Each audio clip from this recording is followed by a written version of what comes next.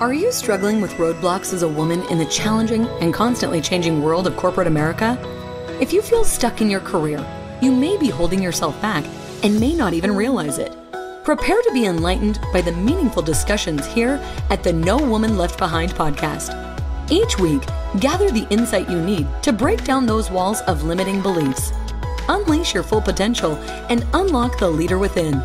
Listen to raw conversations with corporate women as they share inspiring stories with the purpose of obtaining their dream career and living a truly fulfilling life. Here's your host, Rosie Zilinskas.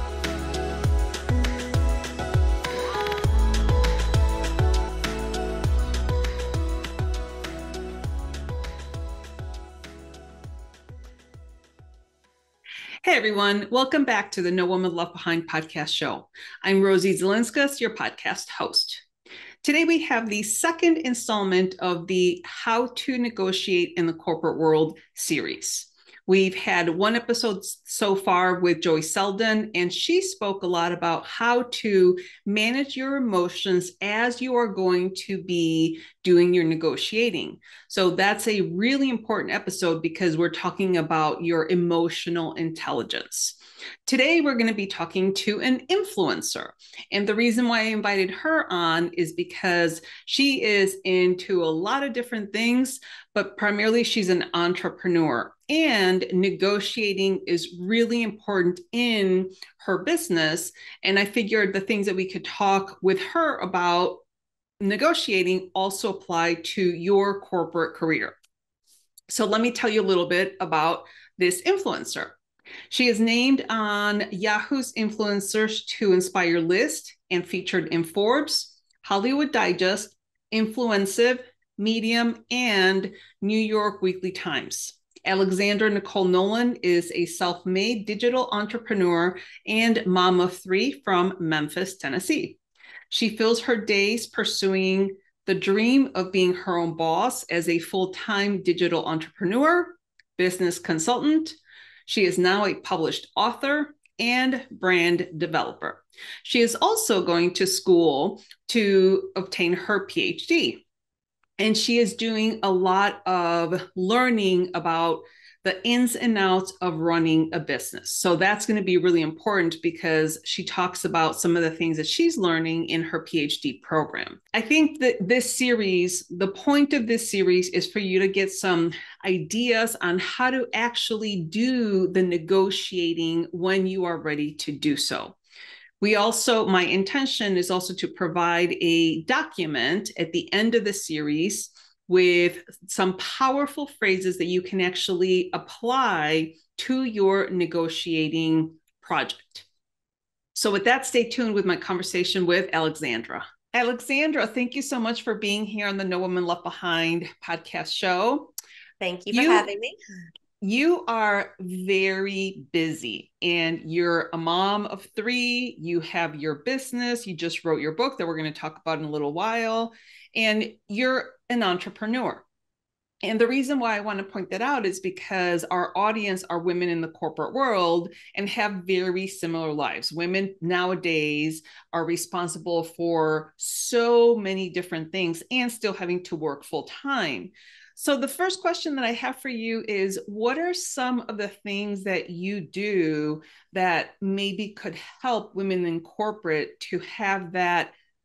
And I don't want to call it work-life balance because that's not achievable. I think everybody thinks of work-life balance as this like end-all be-all when it's really life ebbs and flows. So tell me a little bit about how you are able to accomplish so much. Well, there's always the regular things that people talk about, keeping a planner and all of, your to-do list and everything. But one of the things that I feel like it's kind of a unique way that I stumbled upon that's really helped me to accomplish so much. And it's going to sound a little strange, but, and I think I used to work in corporate America before becoming an entrepreneur. And I feel like this has traveled over into the world of entrepreneurship. So, and unfortunately, as women, we always have to brand ourselves. So in the corporate world, it's always trying to, I don't want to say the word prove or, just kind of show that we're capable. But so in the corporate world, I learned that I had to brand myself. I had to advocate for myself and all of this, right? And then moving into the entrepreneur world, obviously you have to literally brand yourself.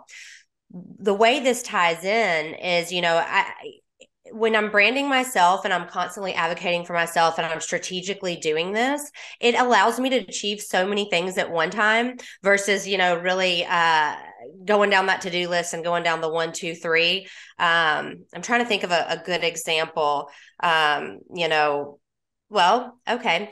Every day, I obviously being an influencer, I'm posting on Instagram and doing stories. I'm writing the book at the same time. I'm a mom and a wife, and all of these things are aspects of my life.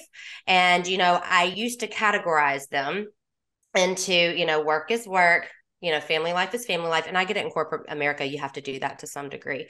But if you kind of, I don't want to say let those personal things seep into your work life, but if you kind of let it all mesh together, I feel like you're able to really hold all the plates in the air at the same time versus compartmentalizing them. And so when I say branding myself, being open in the business world with, here's my family and here's my life, right? So, I feel like when we hide that, they always say you don't know what people are going through or kind of what their life is. So when you hide that, you have to compartmentalize everything. When you can be open to some degree, and I say brand yourself, but like let other people know that you're human too, and kind of the things you're doing, you can almost like spread the to-do list across all of the different things across everything that you're doing. So I know that's a really weird way to go about it, but it has alleviated stress for me to be able to be, because I started this like, I have to be on this level. I have to show this certain type of person in the business world. And when I started being kinder to myself and kind of letting people know like, hey, I'm human like you, and I'm branded into the mom and the wife, but also a successful businesswoman, I was able to achieve so much more because I feel like the stressors weren't there, I guess, if that makes sense. Yeah, no, it does make sense. And actually, I was looking at your Instagram, and one thing that I love about what you just said is that you have some pictures where you have your hair and your makeup, and it's obviously a photo shoot, but you also have pictures where you have no makeup. And I think I saw one where you were trying to curl your hair naturally and you look like Pippi Longstocking, and then you're talking to your husband. And I thought that was really cute because again, you're incorporating the person, not just the influencer. Mm-hmm. And the reason I like that is because corporations nowadays are trying to bring in the whole person in to work and not just the employee. So they are now trying to maybe recognize that people have lives outside of work, and a lot of companies are now asking people to come into the office once a week or maybe sometimes once a month. So they recognize that, hey, working from home has your perks. It can help you be, the parent, the mom, taking care of your household, working out, and you still get to do your job. So I think it's very relevant to what you were saying. It's kind of incorporating both of those parts of your life into one so that you can kind of navigate both of those. Yeah, now, absolutely. And it's not an easy thing. I will say this, I'm on that cusp of the generation, like my generation. My mom's corporate. My dad owns companies. I've always been pushed to business is business. Keep the tears and the personal life out. I don't want to say be a robot, but this is who you are in this setting. And then if you need to go cry behind closed doors, wait till you get home and let it all out. So I'm of that generation, but I mean, 2 years below, 2 years behind me, that generation is more open about feelings and mental health. So it's actually a hard thing to do. I mean, to be out on the internet, being in the raw, and I have to pep talk myself up. So I say it, to say, hey, just do this. You have to train yourself, but it's doable, and it is so much easier on your soul. You're just able to do so many more things at once if you can just kind of, I don't want to say lower the bar, but just don't be so hard on yourself, and just kind of brand yourself to be an all around person. People can relate to you, and then they sympathize a little more. Absolutely, especially if you're working full time and trying to, like, I know when I work full time And well, I still work full time, but my kids were young. Right now they're 21, 24, so they're out of the house. But I felt that mom guilt of, oh my gosh, it's a field trip day and I can't go. And my child is asking me to go and I can't go because I have this really important meeting. Or they always got sick when I had really big meetings, you know, and Yeah, it I just get was this. Yeah. inevitable. So that mom guilt is always going to be there, but I know men don't generally feel that guilt, you know, so it's definitely a hard balancing act, even though you are never going to get that 100% balance between Right. both. Now, Yeah. I know you're also going to school for your PhD. Yes. That's incredible. So tell me a Thank little bit about what you're going to school for and what your goals are with your PhD. Okay, so when I started my companies, I left corporate America. I think I was there 6 years in corporate America. Loved it; it was great. But I'm an entrepreneur by heart. So when I left, I first got the opportunity about, let's see, 4 years into running my own business. The University of Memphis, they were doing scholarships for master's programs, and they had an entrepreneurial focus, and they wanted to bring in local entrepreneurs to basically learn business from the academic setting, with the hopes that they can go back into the city and create these. I mean, because Memphis is a very big small business kind of city. So basically the hopes were to go back and create these small businesses that flourish. And that's why they offered that degree. So I did that degree and finished that one in 2016. And recently, some of the folks that were in that program with me, one of them said, you know, they're doing a PhD program. Now, it's not focused towards entrepreneurship, it's straight business. But it's a completely different aspect, from the point, like in a PhD program, and I had no idea. I should have done my research before going in. And the PhD, I love it, but it is 100% focused on research, on business research, on, like, I'm taking a class that's diversity and stereotypes, more about like a management focused class. I'm taking statistics class on how to run research and read research with survey data and all of that, marketing courses. So I went in, honestly, I've had so many people say, why are you doing this? Like, you've got your own businesses, you know, is this a stepping stone? At first, it really wasn't. It was just, I have my parents, well, both of them, they are like strive to the top kind of people. And I thought, well, there's a degree above a master's degree, so I want that too. I don't know why, but I do. But since being in the program, I've learned that with this research and learning how to do research studies and stuff, I can really help other people. Number one, from the HR standpoint of understanding how to manage other people, understanding, you know, the ins and outs and the psychology behind other people. But number two, hopefully create some sort of programs within our city that promote entrepreneurship. And that, because being a small business owner, either you have a lot of money on the front end, which I didn't, so you struggle to get there for years financially. And I thought, there's got to be some sort of magic formula that if I can do enough research, I can figure out, where you can just say, hey, this is how you start. And the percentages of success outcome are going to be so much higher. So that's now why I've gone in to do it, to just help other people in the end be successful. Well, I have to tell you that I admire that a lot, not only because, again, being the influencer, you are dealing with a lot of brands and pictures and all the pretty parts of the entrepreneurship, but I think you going into not only getting your master's, but then this PhD in business, it's just going to elevate your knowledge as an entrepreneur, but also your compassion for people, your compassion for helping those other people, whether, again, they're in entrepreneurs and people in the corporate world can still learn from the things that you do. And I know you have a book, we'll talk about that in a little bit, but I wholeheartedly support and admire that you're going a step above and beyond in getting that PhD. And I think that's absolutely fantastic. So I know you have been researching in your PhD some biases that you have learned about in the corporate world or in the business world. Why don't we talk a little bit about that? Okay, so, you know, I my mindset has changed so much, especially with this one class I'm taking about stereotypes and diversity. We do things on race, on gender, on pregnancy. I mean, it's a different topic every week.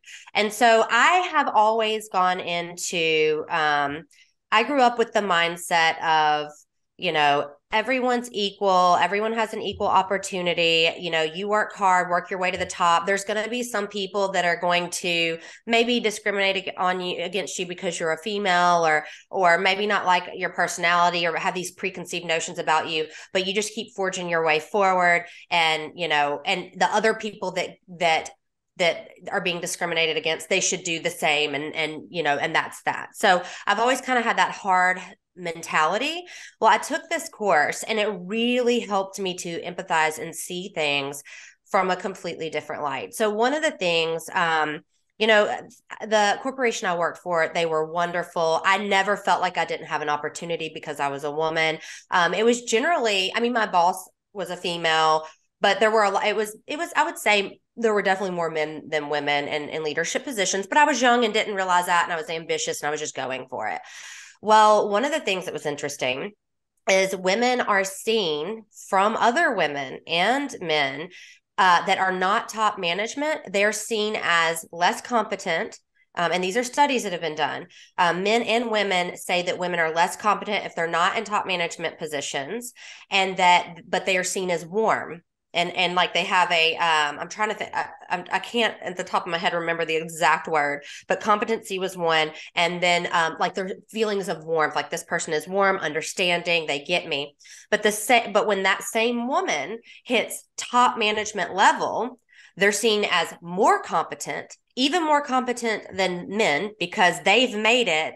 And it's sad to say, but, oh, you must be real smart if you can beat a man out. So more competent, but then all of a sudden that same woman is instantly seen as cold and not warm and not relatable. And, that was when we took that class, or when we had that session, I just thought how crazy that is that, I'm a very warm person. I feel like I'm a very competent person, but there are these preconceived notions about me and about other women, especially in corporate America, that, they can be fought, but why should they even have to be? Why do these things exist? And I will say, it's not like I wanted to mention and be clear. This survey wasn't taken by just men. It is other women that we're viewing our own like that, and so I don't have the golden answer of how to fix it, but I think getting these studies out there and getting this, the data out there and just getting it in the right places where corporate women can read it. I think that we need to know these statistics so that we as women can do better for our fellow females, Absolutely. And just a follow-up question to that, just so we're clear, did the woman's behavior change from when she wasn't in upper management to where she was? This was perception of the female by other people that worked with her. They did control, and they call it control for, ask to say, did you notice any kind of difference? And what that was found is that wasn't a factor in this. So it's just the fact that she went from, say, middle management to an upper, a senior position, and the perception of that female by other females and males changed just from her going into that executive, level. That is, it's almost so like, and it's crazy. You see it on TV and on movies too. I don't even know. I don't think that it's almost like we all have these preconceived notions because what the word and the message that's being put out there. So for instance, The Devil Wears Prada. Yeah. You see that and it's a great movie and it's fun, and it's a girl movie. every girl's seen it. Sure. But in that movie, now maybe the top management woman is definitely portrayed to be all the things. but Hollywood's putting that out there. Right. We're watching it. It's a movie that we all cherish. I love it. I'm not saying, don't go watch this, but it's a message that is constantly being delivered. Right. I mean, you can watch Lifetime. I watch Lifetime Movie Network. I mean, and there's all the murder shows and all the things like that and all the drama, but the top level woman, if she's in a top level management, she's always portrayed to be that way. Yeah. And so, it's like I said, it's the message that's being delivered and put in front of us, and we're just soaking it up, whether we want to or not, or even realize that we are. Yeah. And I think that's why you and I are having this really important conversation, so that we can, I don't want to say educate, but enlighten other people as to how you are perceiving your fellow coworkers. Because I know, and I've had some conversations with some amazing corporate leaders on the show here, and you can lead again with compassion and kindness. And you don't have to yell and scream at people just because you're upset. Obviously, that goes along with emotional intelligence and being able to control your reactions and all that good stuff. But you can still be a good leader, firm, fair, compassionate, and still be looked at in a good light. Does that make sense? Yes, absolutely. And I'll say it's unfortunate for us as females. I feel like it is a very hard line, or it's a balancing act. It's harder for us that I don't feel like men, it's even considered for men. So I used to own clothing stores. And when I left International Paper, the corporation I was at, and I felt like I was managing at one point 30 other people.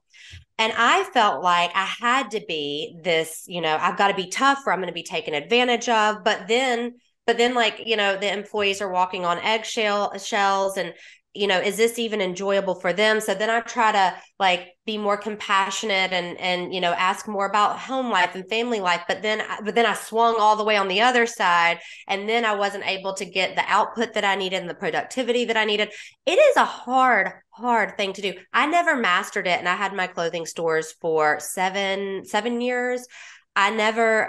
I feel like I got close, and I've had some employees that have come back and they said, you really inspired me, and I'm just so happy I worked for you. But I've also had other ones that said, that I'm like the devil wears Prada. So that's why that movie popped in my head. And I'm like, I don't feel like I'm that way, but I, just behind my back saying that. So, and I'm just like, how do you, it's such a hard balancing act. And it's unfortunate that we have to do that as women, and that other women are perceiving us that way, Yeah, I agree. Now, I know we talked a little bit about women being pregnant and what happens when you become pregnant. You have to take leave and come back. So tell me a little bit about what you've learned about that.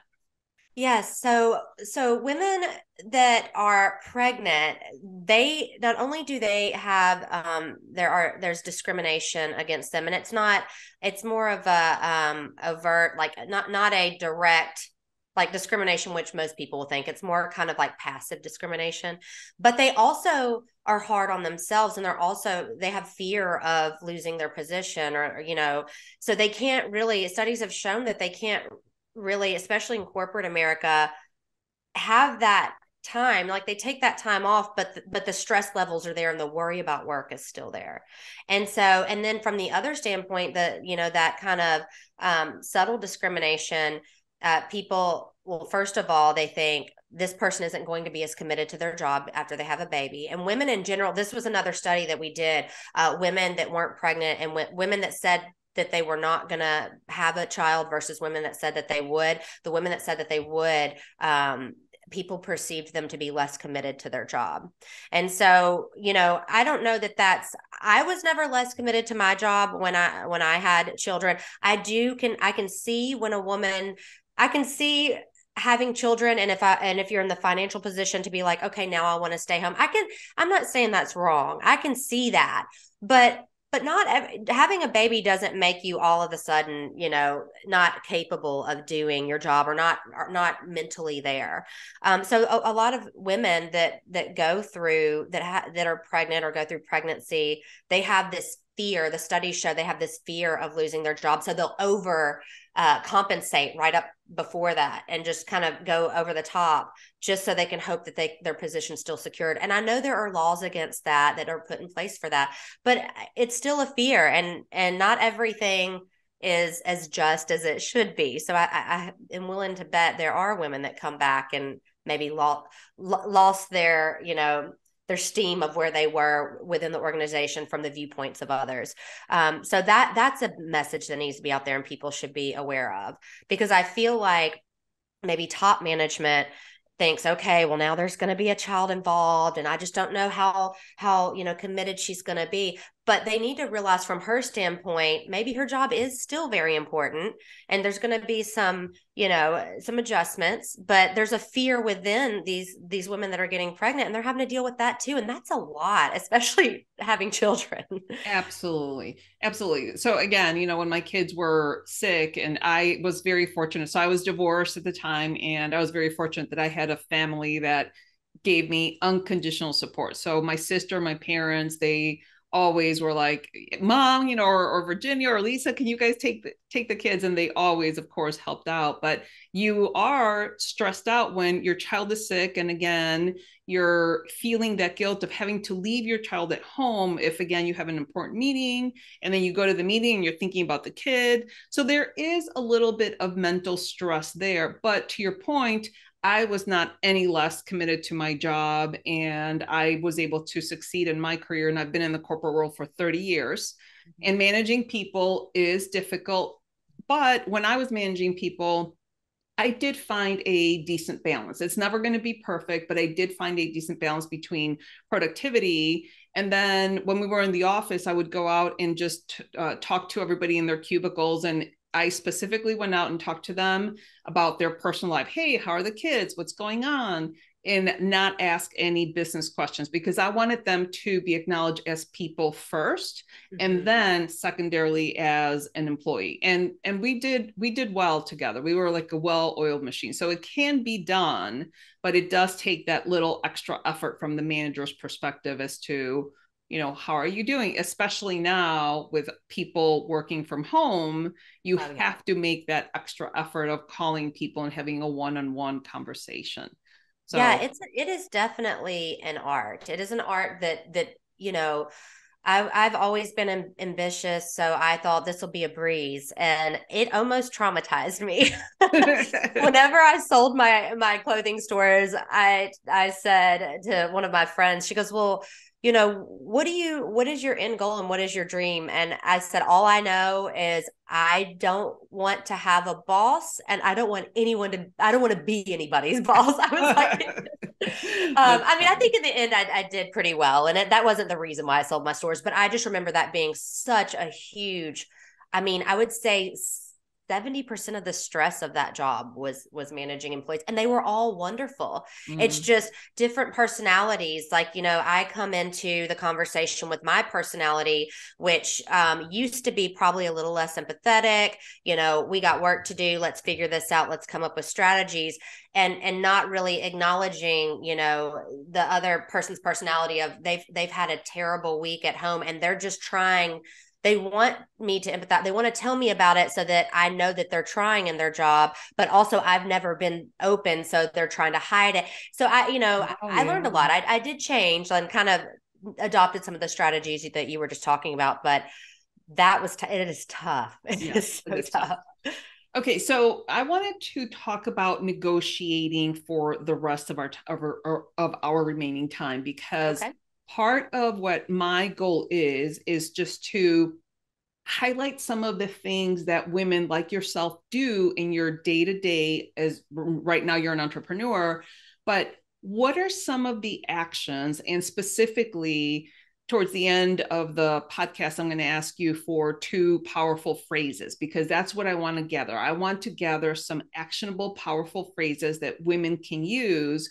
But what are some of the tactics? If you can maybe highlight 2 or 3 tactics that you use currently now to position yourself in a confident space to negotiate, whether it's your branding contracts or your vendor contracts or anything like that. So I'd like to talk a little bit about that.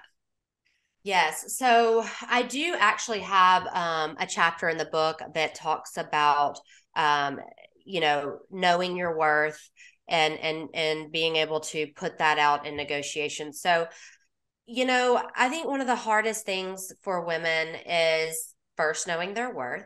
I know that I bring something to the table. Like I know this internally, but in negotiations, which I've mastered it now because I have to. It's I do it every day. But in the beginning, people would come to me and be like, "Hey, I would love for you to work with us." Brands would come, and we would love to do this and this and this, and then this is the price. And I knew the price was below what the going rate is for my engagement and follower numbers and all of that. But at the same time, I felt so honored that the brand was reaching out to me. I was just because I was building up my company. And so I was taking all of these jobs, spreading myself thin, and definitely not getting paid anywhere near what I should have. But it wasn't the brand's fault. I mean, of course, there becomes a lowball offer where you're just offended. It was never like that. But at the same time, it was my fault because I would never ask. It took me a year and a half just to get up the guts to just to be like, okay, I appreciate this, but this is my going rate. And actually put it out there. And it was crazy. The first time I did it, it was my going rate was double what they were proposing. And so I thought, this probably isn't, they're probably not going to take it, but I've got to start. All of my other, peers in the industry are just killing it, and they're making what they're worth, and they're not having to take on so much work, and they're able to live life. And so I did it. I just said, well, this is my going rate. And in my head thinking, they're going to come back and say no, but I can at least say, well, for a first time job, maybe we can kind of meet in the middle. They just took it. They were like, yeah, that's fine. Okay. We just didn't know, but yeah, now that's fine. And so I was like, oh, and then I get mad at myself because I'm like, for 2 years, I was not doing this. I probably could have tripled my salary, but I was too worried about damaging the relationship. And that actually, and we did a study on negotiations, and that was the number one reason why women, and they did it across different countries. They did the US, they did India, and I believe they did China and one other country. And they were trying to get different, like how women are so different with different cultures. They were trying to look across different cultures. And that was the one thing we all had in common, was that we didn't want to damage the relationship by asking for more. Mm-hmm. And so when I started doing that, when I calculated out, I knew what my worth was monetarily. And when I started saying, this is, not this is what I'm worth, but in a nice way, it's just more commanding. And it's like, and I was just shocked. It didn't take anything else from my part, but just, being very confident about what I'm worth and what it would be to work with me. And I think one of the things that I want to point out there is that it took you a year and a half, almost 2 years to get to that level. But once you actually got there, and the beauty about that is that you were willing to walk away from the job because they were not paying you what your worth was for that particular job. And I think when you're willing to walk away from that, then that makes a big difference. And like you said, it gives you more of a commanding presence, and that gives you more confidence. Now, for women in the corporate world, how that translates is being prepared with how much you could make, and that's comparing it to a variety of websites, whether it's Indeed or PayScale or anything like that, knowing what your job gets paid. And then, to your point, knowing your worth, that is literally listing out and outlining all of the achievements, what you're going to bring to the table, and then have that conversation with your manager. So there's a lot of pieces to that. It's almost like a process. You have to prime yourself to be ready for that process. Absolutely. Now, are there some key phrases that you are constantly using whenever you're negotiating contracts? Yeah. So one of the key phrases, and if I was going to transfer it into, more relatable terms as far as corporate world goes, just saying, well, my research shows, Oh, and that translates into leverage. So not only does that say, I know what other people are making, followed by my research shows this within the industry, followed by my credentials are this added to the base level. And then not only are you commanding and you're showing that you've done your research, but it's a polite way to say that where everything stands. So I feel like that lets the other side of the negotiating table say, okay, well, we just need to give the flat. Let's not do the back and forth and back and forth. She knows what the industry is. She also has told us that she has these different credentials, that she is worth this much. So it's either, we need to come back with a final or maybe we can't afford her. I don't know. But I just know saying that really just shows that, I don't want to say the word weak, but you're not coming in there clueless, just, hoping to take anything that they throw at you. Well, and the biggest thing is just being grateful for the offer, right? I think women are viewed as, oh, you should be happy to just have a job. You should be happy that we're offering this to you. But men have no qualms to negotiating any kind of job and almost demanding it, but as we well know, women can't do that. But I know I was reading 20% of women don't negotiate at all, ever.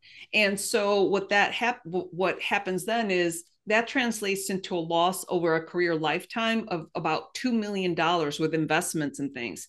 So it's really important for us to get this message out in the world to women that it's so critical for them to start negotiating from their very first job or right out of college. Even in high school, you could, start practicing those skills, but especially when you start a job or you start your own, business, it is so important for you to start with that negotiating muscle so that it can get better and better. And now for you, is it second nature now, or do you even think about it, or how does it work for you now? So it's completely second nature. So what ended up happening, and I think that a lot of women can probably resonate with this. Resonate with this. I'm like, I'm getting tongue twisted on my words. My brain's going in different directions. I want to get all the good messages out. I think that resentment sets in when you don't negotiate and you just take what you can get. Because what you're, on the front end, you're just happy to have a job. You're happy to get that job. And like with anything, when the honeymoon phase settles and everything kind of falls to the ground, you start realizing what was left behind. Resentment starts setting in. And then the resentment bleeds over into everything in life. You're like, well, I should be making more. I'm doing all of this, but I just jumped on this number and now I've got to work so much harder to get to where I probably could have started at. And you start resenting your job and your mental health in regards to your work, your job satisfaction, your performance, your productivity just starts going down. Other people start viewing you in a more negative light. And it's just, there's like a snowball effect. Yeah. So, preventing that feeling, of resentment is huge. But I will say, you said, it's second nature to me? Yes. So at first what ended up happening is I started resenting. I'm like, I'm looking around, seeing everyone else make so much more money that's in my industry, or we go to these blog conferences, people start talking and I'm over here like, oh my gosh, like what? You just got that deal? I just did a deal with them last year and I got half. And you know what I'm saying? So I started getting really resentful. Mm-hmm. And that's when I just started negotiating. And now it is literally part of the job. I don't even think to myself, is it going to damage the relationship? And it's also, I realize the brands expect it. Yeah. I mean, 70% of the time they know that if they ask me what my media kit what my rates are, and I send it, most of the time they just say okay and they take that. But if they come back and negotiate, it's not far off from that. Got it. And I think one of the things that you just said is if they they expect it. You said the brands expect it. And to kind of translate that into the corporate world, especially when you're getting a brand new job, people, HR, the HR individuals, they expect people to negotiate. And if you don't negotiate, they're like, okay, great, we got a deal. But when we as women don't negotiate, we're leaving money on the table because the employers expect people to negotiate, and men do it all the time and women don't do it. Again, 20% of women don't do it at all.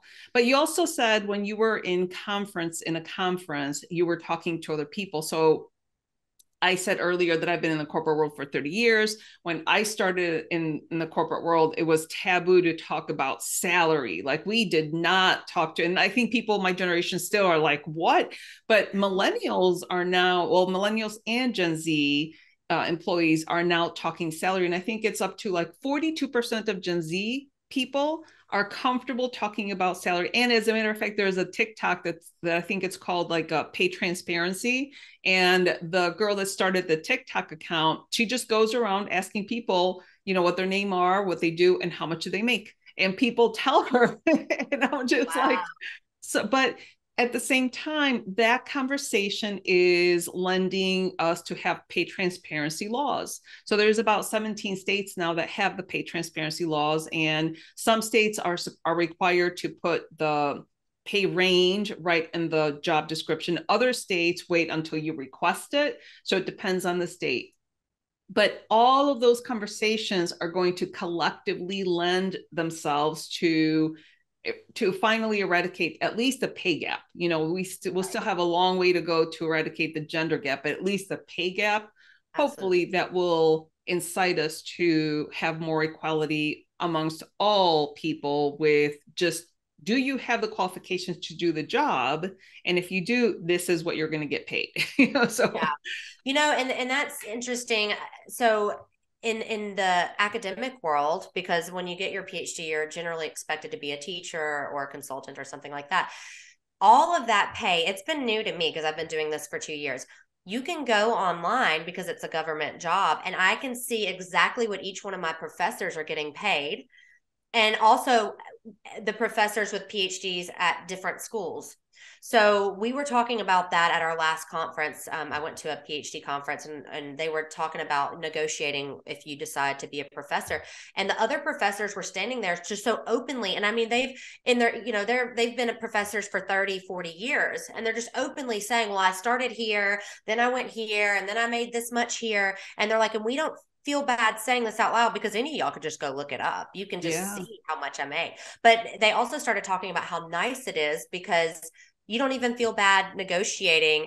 First of all, they said you can't really negotiate far off the number because you can see it. So they know you can see it, but you could probably get, anywhere between 5,000 to 7,000 extra and negotiate and just know that's there. But it just makes it feel better because you won't feel resentful because you know that you're kind of right where everyone else is.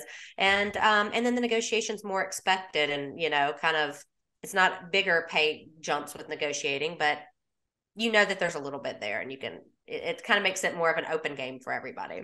Absolutely. I know I had read a study of, it was a professor, I think her name is Linda Babcock, and she was saying that she was a teacher at, I don't even remember the university, but she was a teacher where all of the female graduate students had started to complain because all the male graduate students had classes. They were like teaching classes, but none of the female graduate students had any classes. And when Linda Babcock started researching it, she went to the person that was assigning all of the teaching assignments, and it was a gentleman. And he said, well, the gentleman or the male grad students came and asked me. And so if they ask me, I will give them a teaching assignment. But the women never went and asked. So it's just another example of how we women were like, well, wait a minute, why did he get it? And it turns out that he asked for the assignment. He got it. Yeah. And then after that, they started getting teaching assignments. So it's just a matter of us having that conversation and asking for what we want. And like you said, knowing our worth. And so part of the series that I'm doing with negotiation, I'm going to actually put together powerful phrases and what does knowing your worth mean. So I'm going to actually outline it because I think it's so it's just like an abstract thing of like, know your worth. Okay, well, what does that mean? So we're going to talk a little bit about that as well. But Alexandra, I know you have a lot going on today. You're going to go meet some friends, and tell me a little bit about if you were to leave our listeners with 2 tips that you could, so that they could apply to their corporate jobs or even in entrepreneurship. What are those 2 tips that you could relate to them? One would be speak with authority.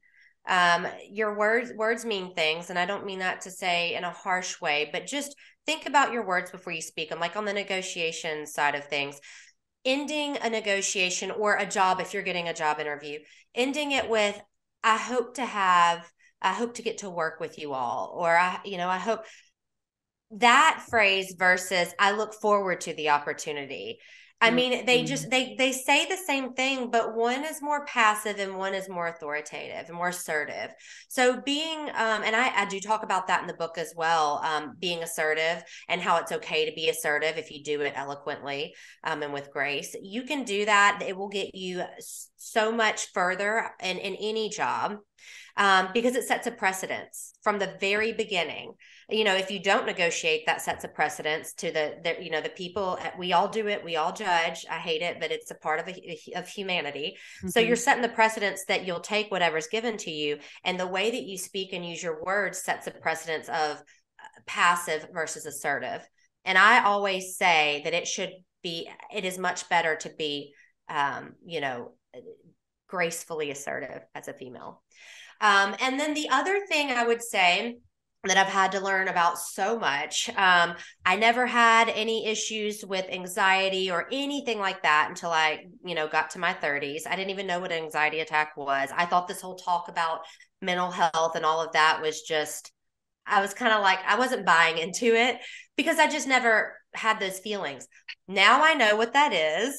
And it is terrible to live your life with anxiety, always worried. I feel like the reason why it happens a lot is because, going back to what I said in the beginning, compartmentalizing your life into all of these different things and showing what this group, being this person for this group, being, mom and family over here, social life over here, and just trying to manage. It's not that you're trying to hide who you are, but just trying to manage all these different things. I would say be kind to yourself and just let your whole life go together. Just let it be open and real and raw. And you know what? Yeah, some people aren't going to like it, but it's probably better that they don't come around anyway. So probably better not to have them in your life.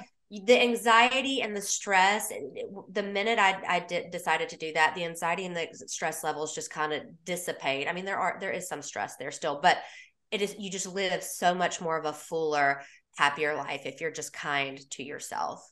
That's awesome. Well, great 2 tips. The last thing I want to ask you is just tell me a little bit about your book. Okay. Yeah. So The Unconventional Entrepreneur is a book that, with COVID and just with the change in the digital world and everything over the past 10 years, but with COVID, especially in the past 2 years, the way to do business and the way to, basically the traditional business strategies are just out the window. There are so many different ways. And I feel like in the corporate world, even branding yourself, I was talking about branding yourself earlier. In the book, it talks about branding yourself and using social media to do so and all of that. I mean, so I feel like it would, be great for a woman in the corporate world as well. But it talks about how to use unconventional business strategies to get where you want, for if you're an aspiring entrepreneur, if you're a woman that wants to brand herself or kind of, take that next level. It's talking about how we've got to evolve. The world's changing fast. The business world is volatile. There's different things being thrown at us constantly. We got to be quick on our feet. We got to evolve, and we've got to become this unconventional entrepreneur or unconventional brand. So the book is all about that. I do talk about some personal stories. Being a mom, going through divorce, almost having to go to bankruptcy, how I pulled out of that, having to get on government support and how that hurt my pride and made me feel less of a woman and less of a mom, how I climbed out of that. So there are, and it's not the whole book's about that, but there's some pretty deep stories in there, but also there are strategies in there. There are worksheets in there. There's a QR code you can scan and print out brand packs and all of that. So there's it's a mix of a story, but also here are the tools to achieve your dreams. Oh my gosh, that's going to be fantastic. So I need to get myself a copy. Where do I get a copy? So it is going to be available on Amazon. Right now it's available. I do have them in hand. Amazon's just launching it in 2 weeks, but it is available on my website. That's www.citychicliving.com. That's my blog.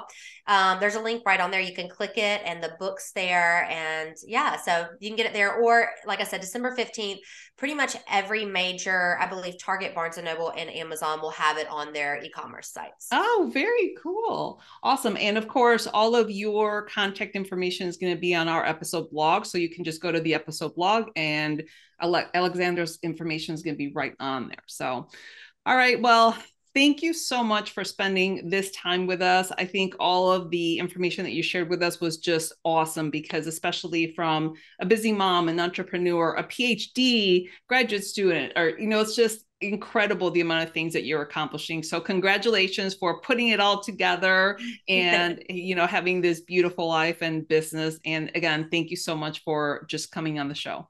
Thank you. I have enjoyed this time. Thank you for having me. Sounds good. Thanks. Alexandra is the perfect example of someone that spent time honing her confidence in negotiating. And now negotiating to her comes as second nature. So that is key to recognize that it takes time and practice. She did leave us with a couple of really amazing, powerful phrases. The first one is, my research shows. And then you go and plug in the job title and the salary that you researched. You can research on Indeed, PayScale, websites like that. The second phrase that she provided us is, my credentials are. And then you go and plug in your capabilities, your skills, and what you bring to the table. So I think that's very key. Now, she also leaves us with 2 tips. So tip number 1 kind of goes along with the powerful phrases. She says, speak with authority.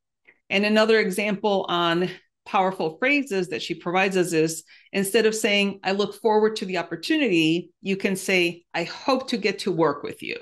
It sounds definitely more assertive and you are speaking with grace and eloquence. Tip number 2, Alexandra says that she didn't really know or buy into the whole anxiety thing until she was in her 30s, where she started being super busy. Again, she was a mom with kids, the business, and then she started feeling that anxiety. So she says, be kind to yourself and let your whole life blend together.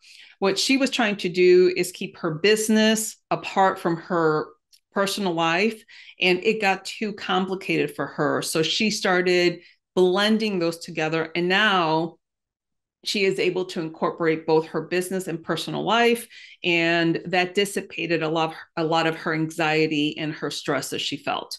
So in essence, she's saying, be open and real and raw. Obviously, there's a time and place for everybody or for everything, but if you try to just not be as protective of your personal life, then you're going to have a little bit of time to just have relief and be able to relax and then blend your personal life and your business life together.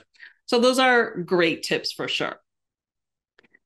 Again, one of the goals that I have with this negotiating series is to put together a document with these powerful phrases. So I'm going to be compiling a bunch of information together so that we can have these very unique documents that will help you in the negotiating process in your corporate life. I hope that this conversation has helped you and at least given you a couple of tips or ideas on how you can start honing your own confidence skills, because it is a process for sure. And I am going to put together all of the components that you would need for the entire negotiating process. So with that, again, all the contact information is going to be on the No Woman Left Behind podcast website under the episode blog for Alexandra Nicole Nolan. So with that, remember to be brave, be bold, and take action. Thank you for listening to this episode. Let these stories of self-encouragement and professional development serve as a guide in navigating through corporate America in the most practical and fulfilling way possible. Do not forget to subscribe to the show at nowomanleftbehind.com for more content like this. Leave a rating and share it with your friends because we want to make sure that no woman is left behind. Until I see you next time, remember to be brave, be bold, and take action.